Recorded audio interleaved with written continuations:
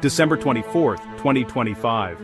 While most families are gathering around the fireplace exchanging gifts and stories, a very different kind of story is unfolding in the heart of America's justice system.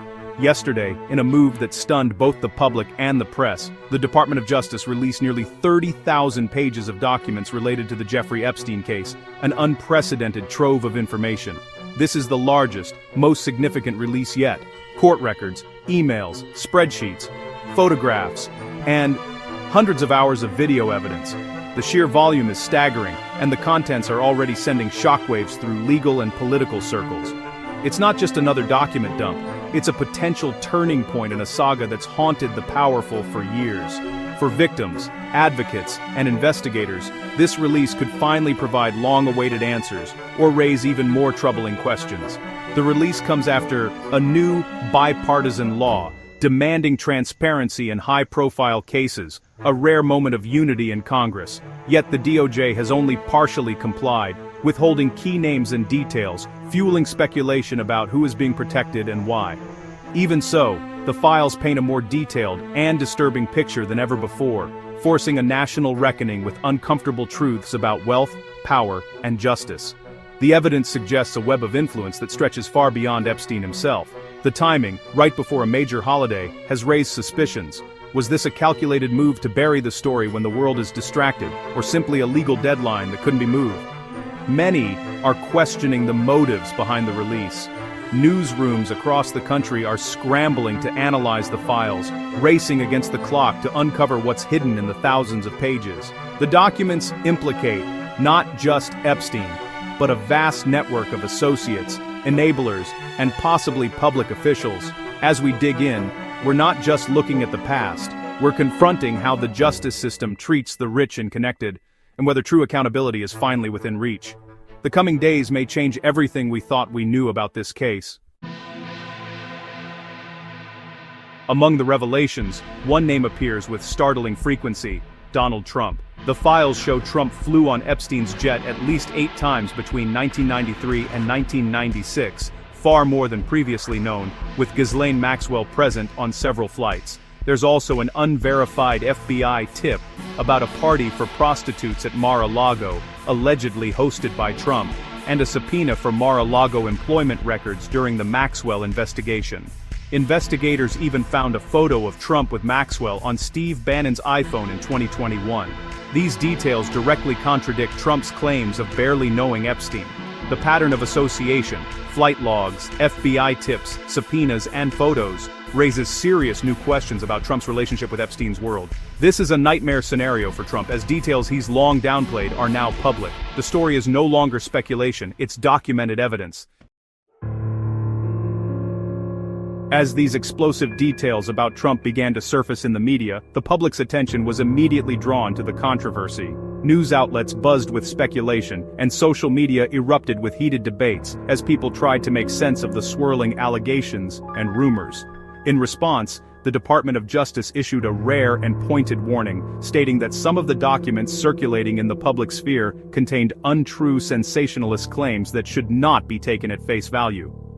The DOJ specifically referenced a series of tips and reports submitted to the FBI in the lead-up to the 2020 election, emphasizing that many of these allegations were unsubstantiated and lacked credible evidence.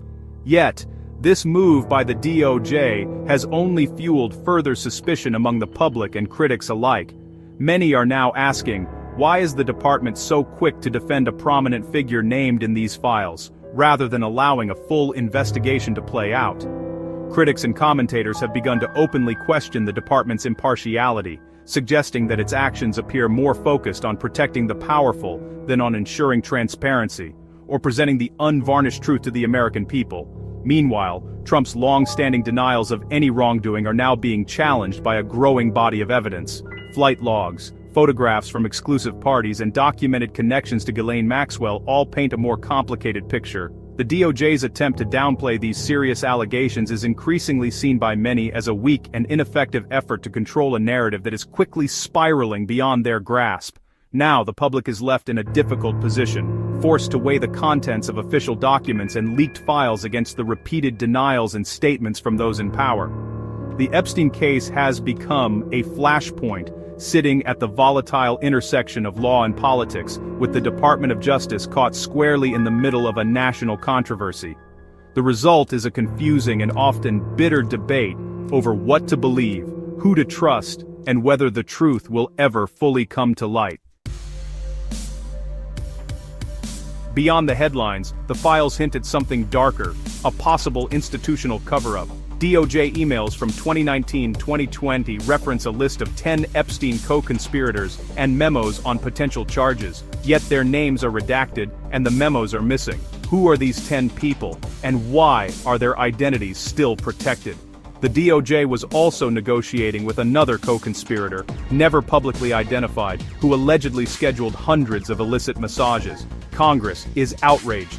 Representatives Ro Khanna and Thomas Massie are pursuing contempt charges against the Attorney General for obstruction, and the Senate is demanding answers. The missing documents and redactions feed the narrative of a two-tiered justice system shielding the powerful.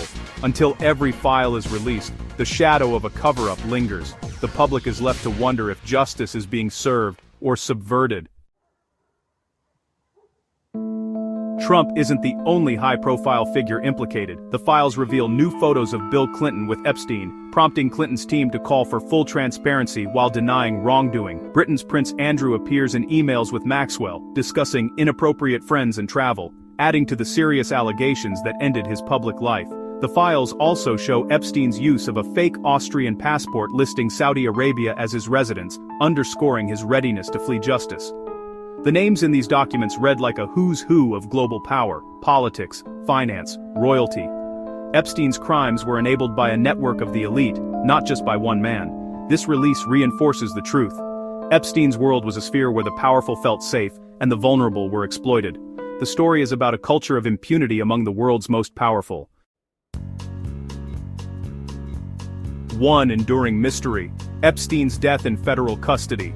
The new files confirm catastrophic failures at the jail. 2 days before his death, a broken surveillance system was never fixed, and no video footage exists from the night he died. The official account relies solely on guards' testimony, both of whom later falsified records and avoided prison through plea deals. Epstein was the only inmate to die by hanging at MCC Manhattan in a decade. The camera failures, falsified records, and the power of those he could have implicated make it impossible to close the book on his death. These aren't just conspiracy theories, they're legitimate questions about the integrity of the justice system. The truth about Epstein's final hours remains elusive. The files also offer a rare and unsettling look inside Epstein's operation, seen through the eyes of those who worked closest to him. For years, his staff moved quietly through the halls of his lavish homes, carrying out tasks that, at the time, seemed routine, yet, in hindsight, were part of a much darker reality. These documents and testimonies reveal the inner workings of a world few ever glimpsed, where secrecy was paramount, and trust was a rare commodity.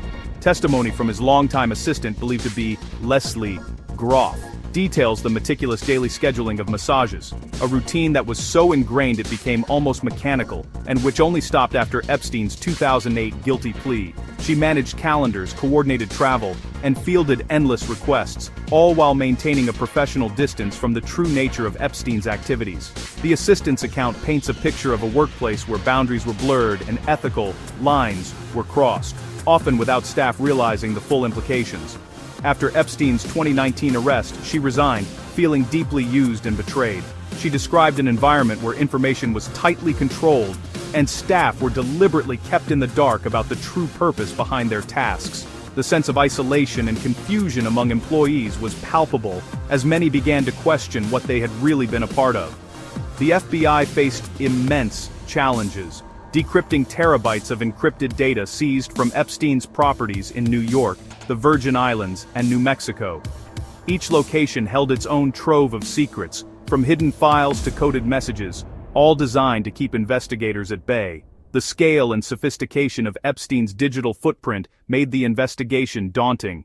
Teams of specialists worked around the clock, piecing together fragments of information from a labyrinth of devices, encrypted drives, and digital records that spanned decades. Employees' testimony, combined with painstaking digital forensics, revealed a highly organized, secretive criminal enterprise. The operation was structured to protect its core, with layers of deception and compartmentalization shielding the truth from all but a select few.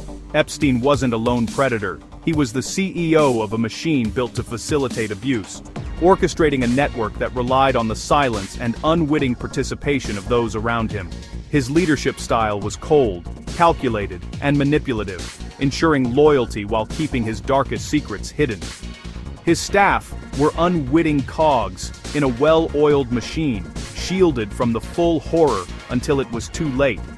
Many only realized the extent of the crimes after the fact, left to grapple with guilt, shock, and the realization that they had been part of something far more sinister than they ever imagined. As we sift through these 30,000 pages, one thing is clear: the story isn't over. Each new document raises more questions about Trump's flights, the missing co-conspirators, and the broken cameras. The fight for transparency is more critical than ever, with bipartisan calls in Congress for full disclosure. This isn't just about one man's crimes, it's about whether our justice system can hold the powerful accountable. Survivors deserve to know the full truth, and justice demands it. Until every file is unsealed and every question answered, the shadow of Jeffrey Epstein will loom over the American justice system. The truth matters, because justice depends on it.